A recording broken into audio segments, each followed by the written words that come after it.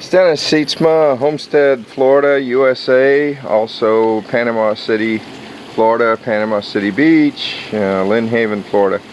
The focus of this YouTube is the no start or no spark situation. Number one, you want to make sure your batteries are fully charged using an external charger. There's a 15 amp one I like, and later when I have time to edit this video I'll put in a photograph and some notes on what battery chargers I like. But fully charged battery and is a beginning, good beginning. And on this boat I have battery 1 and 2 with a switch for 1 or 2 or both. And the people that want more cold cranking amp hours, just go with 2 batteries. You'll be happier. And a lot of people complain about bad shift or no start at all or no spark. As to the start, you want to make sure your starter's working. A lot of times the slave solenoid fails, and the slave solenoid is an important part, especially for helms that may be some distance from the starter. It makes the system more reliable, believe it or not, even though the slave solenoids fail all the time. And you need to learn how to test the slave solenoid and test the starter. I use a remote starter switch right at the starter to bypass everything. And as far as no spark, a lot of times you have no power going to the ignition coil because people burn out the coil. If on the Charles Kettering ignition system that was year 1912 patented, if you leave the key on too long without the engine running, which a lot of people do accidentally, you burn out the coil. And on the early production engines, Mercruiser of this engine, Mercruiser put a resistance link. They have power, switched ignition going to the electric choke. Then they had a resistance wire from the electric choke to the coil, and that resistance wire was not that easy to find in the engine harness and would fail. So your no spark would be caused because you have no power going to the coil. And in later years they replaced the ignition coil with a new ignition coil that has an internal resistance. So you can put 12 volts direct, switched 12 volts exact to the positive side of the coil. And that's what I would do. If you have one of the older engines, put in a regular marine grade wire, either 16 or 14 American wire gauge. And on this boat I have the carburetor choke full open, purposely adjusted fully open all the time because the thing's just too fiddly. And in the climate I boat, I don't need the choke. I'm here in southeast Florida with this boat and really never need the choke. Usually if you pump the gas a little bit, I've got a new Commander 4000 controls and Gen 2 and Gen 2 cables on this boat because the old one wore out, and it's cheaper just to replace the controls than to try to repair the old controls. This 1989 controls were shot in the cables, so got all new cables and controls. And so pump the gas a few times and then give her a whirl. But before you do that, you run the blower, of course. And I'm near an airport. And this engine hasn't been running like 6 to 8 weeks. And I have it on 2 batteries, and I've got the water started. And I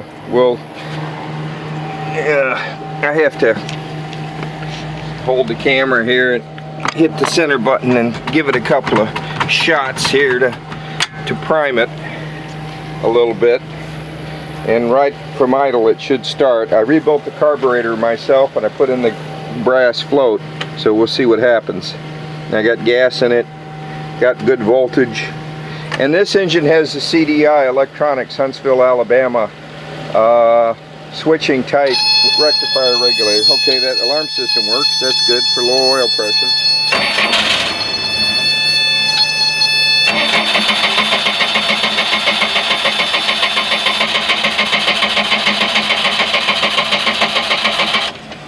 Well, it wanted to start. Let's try it again here. Give it a couple more shots of gas with the accelerator pump. Yay!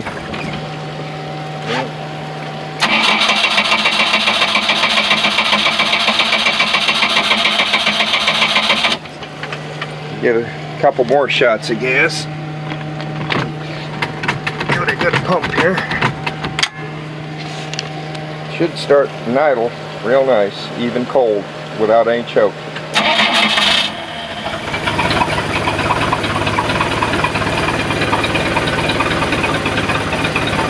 So do you really need that choke? I don't think so. Leave it full open, you'll be happier. Anyway, let's see how well she shifts. The oil pressure's around 35. RPMs are pretty low. Like I said, it's been almost 2 months since I started it. It's been a while. I don't have time to mess with this, unfortunately. Usually, see if everything works. See if my horn works. Yeah, horn works, blower works.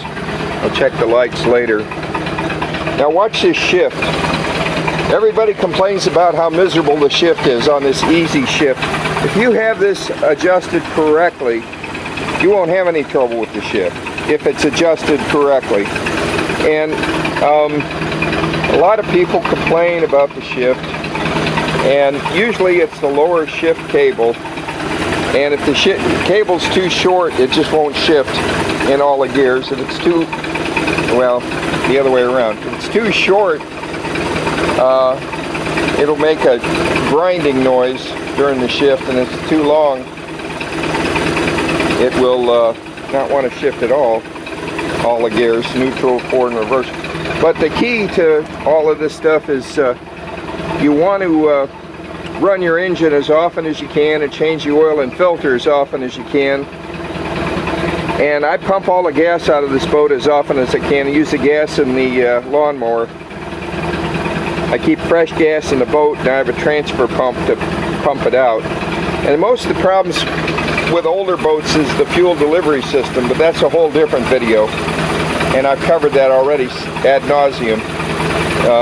You need to do a volume test, not pressure, but volume. And I'll do another one of those videos one day, but people complained I didn't do enough to disable the ignition, so I took that video down, and I'll do another one in the future where I'm a little more fastidious about how I disable the ignition. But you let it warm up a little bit before you try to shift. And sometimes you just have to replace the lower shift cable if you can't get it with adjustment. Now, for optimum results, you must do these shift adjustments with the boat in the water. I know you can simulate it in the shop. Don't post crazy comments about how you can do it in the shop. I take exception to that. Mercruiser, their shop manual says in the water, and that's what I say, is whatever Mercruiser says. See how it shifts. Now, was that smooth or what? That was smooth, buddy. Now let's go back to neutral. Didn't miss a beat hardly. Okay, this we're going to shift it again. Watch or listen. That's reverse. Now when you get this engine right, it's a gem. If this engine is not well maintained or done wrong, and a lot of people destroy this engine working on it. They destroy it because it's a steel head, very hard, with a very soft aluminum open deck block. And they have a coolant leak because it's got usually it's the 4 bolts here aren't torqued right. They get a leak here, a coolant leak. Well, they assume it's a head gasket, or let's say it is a head gasket. You can easily do an engine combustion test on the coolant, see if there's any combustion gases in the coolant. That kit is, I don't know, 30 bucks at Harbor Freight and $10 for the solution. Before you go pulling the head off, do the full engine diagnostics, the compression and the leak down tests, and the compression gas test. Make sure you actually have a problem. Because people take the head off this thing and put it back on wrong, and they flex the block, and the crank doesn't flex, so it destroys your piston rod bearings and your crankshaft. It destroys the crankshaft. And you can repair the crankshaft, but it's expensive. And you can repair all these things, but you know, people destroy the engine not paying enough attention to when they change the head gasket or the head. You know, you want to install the head according to the service manual and the service bulletins, particularly the service bulletins that came out after the manual was done.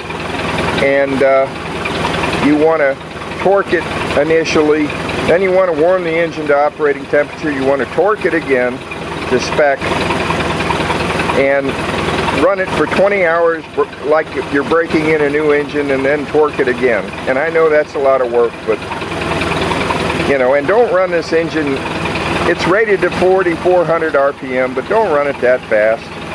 You'll be a lot happier if you don't.